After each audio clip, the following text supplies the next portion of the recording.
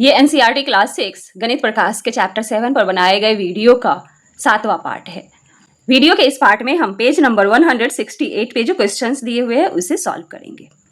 इसमें जो missing numbers है उसे आपको फाइंड आउट करना है।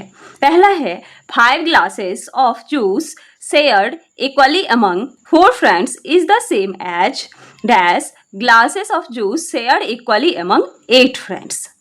कह रहा है 5 ग्लास जूस जो होगा वो 4 फ्रेंड्स के बीच में जितना इक्वली शेयर होगा वो कितने ग्लासेस ऑफ जूस के बराबर होगा जिसको कि 8 फ्रेंड्स के बीच में इक्वली शेयर किया गया। ठीक है, तो ये इक्विवेलेंट फ्रैक्शन ही है। यहाँ पर देखिए 4 2 जा 8 हो रहा है, तो 5 में भी हम 2 से मल्टीप्लाई करेंगे, कितना होगा 10। मतलब 5 ग्लास जूस को 4 फ्रेंड के बीच में इक्वली बांटा जाए उतना ही वैल्यू क्या होगा 10 ग्लास जूस का जिसको कि 8 फ्रेंड के बीच में इक्वली बांटा जाए। सेकंड है 4 kg of potatoes divided equally in 3 bags is the same as 12 kg of potatoes divided equally in dash bag।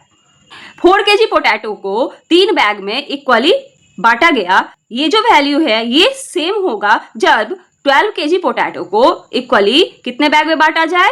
अब यहाँ पर देखिए 4 3 जा 12 तो 3 3 जा 9, यानी कि 9 बैग में इक्वली 12 kg पोटैटो को बांटे तो वो इसके बराबर होगा जब 4 kg पोटैटो को 3 बैग में इक्वली बांटे।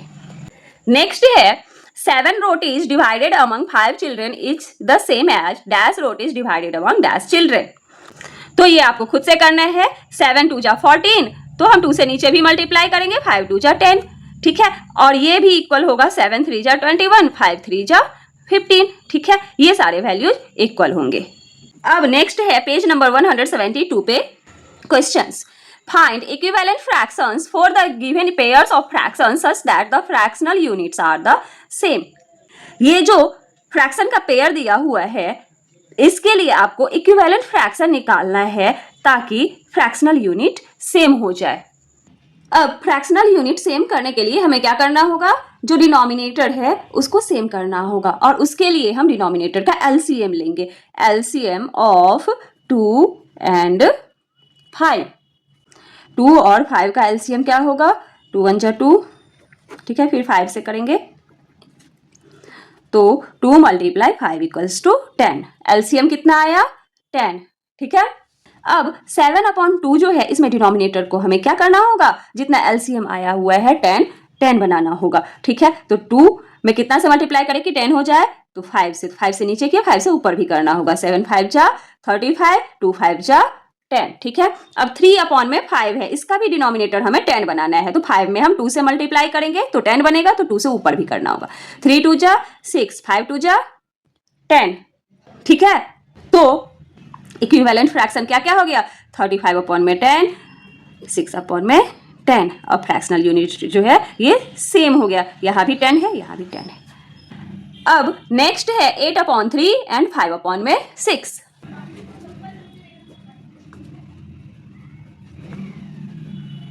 अब इसमें भी सेम हम अप्लाई करेंगे। एलसीएम पहले निकाल लेंगे। LCM of 3 and 6।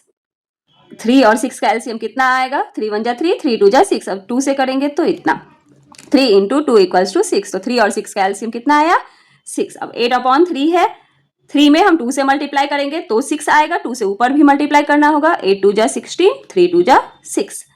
ठीक है, अब 5/6 इसका डिनोमिनेटर 6 ही है, 1 से कर लेंगे तो 5/6 ही आएगा। ठीक है, अब हमारे पास जो फ्रैक्शन आया 16/6 एंड 5/6। अब अगला है 3/4 एंड 3/5। LCM of 4 and 5। 4 और 5 का एलसीएम क्या हो जाएगा 2 2 जा 4, 5। ठीक है, 2 से फिर से करेंगे डिवाइड, फिर 5 से करेंगे। ठीक है, एलसीएम कितना आया 2 2 जा 4, 5 जा 20। 4 और 5 का एलसीएम आया 20। ठीक है, अब 3/4 है, इसका डिनोमिनेटर हमें 20 बनाना है, तो 5 से नीचे मल्टीप्लाई करेंगे। 5 4 जा 20 और 5 से ऊपर भी करना होगा। 5 3 जा 15, 5 4 जा 20। अब 3/5 है। ठीक है, 4 से नीचे मल्टीप्लाई, 4 से ऊपर मल्टीप्लाई। 4 3 जा 12, 5 4 जा 20। क्या क्या फ्रैक्शन आया, 15/20 एंड 12/20। ठीक है। अब डी में है 6/7 एंड 8/5। 6/7 8/5, 7 और 5 का हम LCM ले लेंगे। हमेशा ध्यान रखिए कि अगर डिनोमिनेटर में दोनों प्राइम नंबर है, ठीक है, उसका एलसीएम निकालना है तो उसका एलसीएम इन दोनों का प्रोडक्ट ही होगा, इन दोनों को मल्टीप्लाई करेंगे तो जो आएगा वही उसका एलसीएम होगा। तो 7 5 जा 35। ठीक है। अब 6/7 है, इसका डिनोमिनेटर 35 बनाना है। 7 में हम 5 से मल्टीप्लाई करेंगे तो 5 से नीचे मल्टीप्लाई किए, 5 से ऊपर भी करना होगा। 6 5 जा 30, 7 5 जा 35। ठीक है। अब 8/5 है, इस 5 को बनाना है 35, तो 5 7 जा 7 से ऊपर भी करेंगे, 8 7 जा 56, 5 7 जा 35। अब आपके पास जो फ्रैक्शन आया वो है 30/35 एंड 56/35। अब नेक्स्ट है 9/4 एंड 5/2। 4 और 2 का हम एलसीएम निकालेंगे। 2 2 जा 4, 2 1 जा 2, 2 1 जा 2। ठीक है। तो LCM of 4 and 2 equals to 2 multiply 2 equals to 4। ठीक है, 4 आया। अब 9/4 में डिनोमिनेटर तो 4 है ही, 5/2 का डिनोमिनेटर 4 बनाना है तो 2 में हम कितना से मल्टीप्लाई करेंगे, 2 से मल्टीप्लाई करेंगे तो 4 आएगा, 2 से ऊपर भी करेंगे। 5 2 जा 10, 2 2 जा 4। तो आपके पास फ्रैक्शन कौन कौन सा आया, 9/4 एंड 10/4।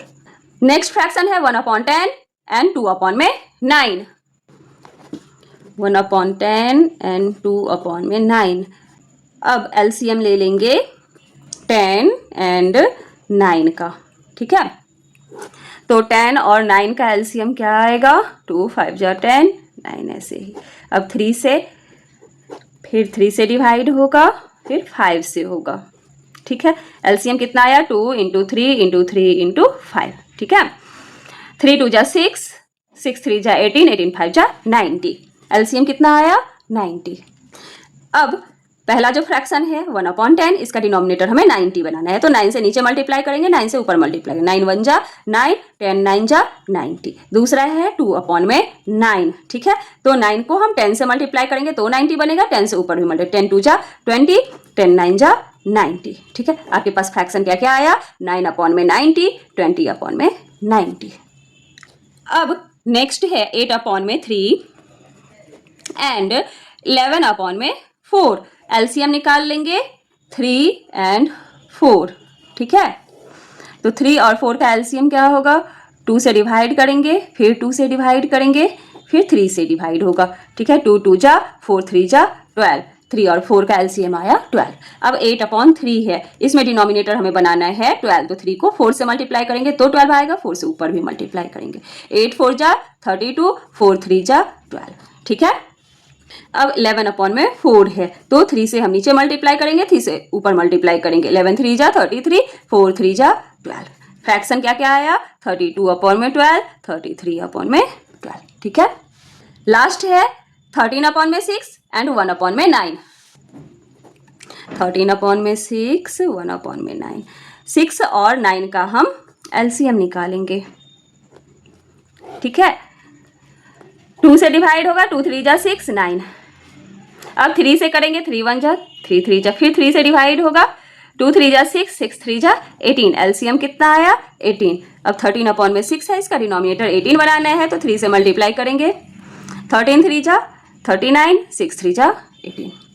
अब 1/9 है तो 9 को हम 2 से मल्टीप्लाई करेंगे ऊपर नीचे, 2 1 जा 2, 9 2 जा 18। फ्रैक्शन क्या क्या आया, 39/18, 2/18।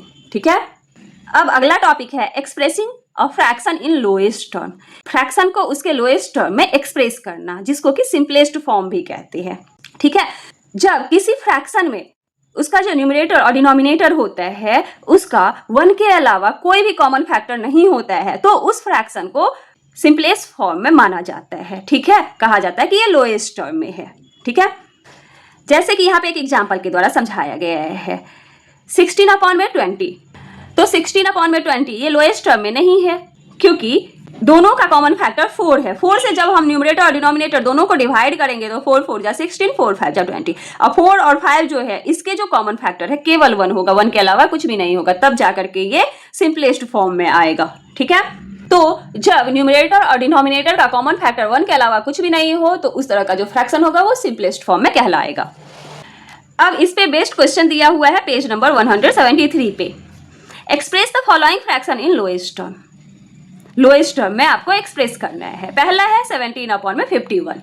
अब हम यहाँ पर देख सकते हैं कि 17 खुद के भी टेबल में आता है और 51 जो है ये भी 17 के टेबल में आता है, तो हम 17 से न्यूमरेटर और डिनोमिनेटर दोनों में डिवाइड कर देंगे। ठीक है, तो ऊपर आ जाएगा 17 1 जा 17, 17 3 जा 51। अब ये 1/3 जो है ये सिंपलेस्ट फॉर्म हुआ। ठीक है, सेकेंड है 64/144। ठीक है, हमें पता है कि अगर यूनिट डिजिट यानी कि वंस डिजिट जो है अगर इवन नंबर रहे 0 या फिर 2 4 6 8 इस सब में से कोई भी डिजिट हो तो वो इवन नंबर कहलाता है और वो 2 के टेबल में आता है। तो न्यूमरेटर भी 2 के टेबल में आ रहा है, डिनोमिनेटर भी 2 के टेबल में आ रहा है, तो सबसे पहले हम 2 से ऊपर और नीचे डिवाइड कर देंगे। ठीक है, 64 में जब हम 2 से डिवाइड करेंगे कितना आएगा 32, और 144 में 2 से डिवाइड करेंगे तो कितना आएगा 72। ठीक है, अब फिर से हम देख सकते हैं कि दोनों इवन नंबर है यानी कि फिर से ये 2 से डिवाइड होगा। ठीक है, 32 में 2 से डिवाइड करेंगे तो 16 और 72 में 2 से डिवाइड करेंगे तो 36। अब हम देख सकते हैं कि ये फिर से इवन नंबर है तो 2 से डिवाइड होगा। ठीक है, तो 16 में 2 से करेंगे तो 8 और 2 से 36 में करेंगे तो 18। ठीक है, अगेन ये 2 से डिवाइड होगा, 2 4 जा 8, 2 9 जा 18। अब 4/9 जो है इसका अगर हम कॉमन फैक्टर निकाले तो 1 के अलावा कोई भी इसका कॉमन फैक्टर नहीं होगा, तो 4/9 जो है ये सिंपलेस्ट फॉर्म है।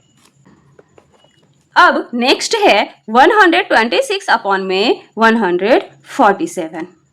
126 और 147 ये दोनों 7 के टेबल में आता है, तो 126 डिवाइड 7 अपॉन 147 डिवाइड 7। ठीक है, 7 से जब हम इसमें डिवाइड करेंगे तो कितना होगा 18।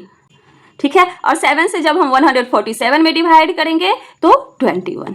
ठीक है, अब 18 और 21 ये दोनों 3 के टेबल में आता है, 3 6 जा 18, 3 7 जा 21। ठीक है, 6/7 जो है ये सिंपलेस्ट फॉर्म है क्योंकि 1 के अलावा कोई भी कॉमन फैक्टर इसका नहीं है।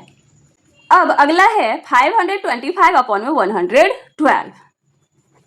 525/112। ये जो फ्रैक्शन है ये न्यूमरेटर और डिनोमिनेटर दोनों 7 के टेबल में आता है। ठीक है, 525 में जब हम 7 से डिवाइड करेंगे तो कितना आएगा 7 7 जा 49, 3 बचा 7 5 जा 35। 7 से इसमें डिवाइड करेंगे तो 7 1 जा 7 और 7 6 जा 42। अब 75 और 16 का 1 के अलावा कोई भी कॉमन फैक्टर नहीं होगा तो ये सिंपलेस्ट फॉर्म हो गया। ठीक है, तो आपको सिंपलेस्ट फॉर्म में चेंज करने आ गया होगा। नेक्स्ट टॉपिक है कंपेयरिंग फ्रैक्शंस। कैसे हम जानेंगे कि दिए हुए फ्रैक्शन में कौन सा बड़ा है कौन सा छोटा है, इसे हम वीडियो के अगले पार्ट में समझेंगे।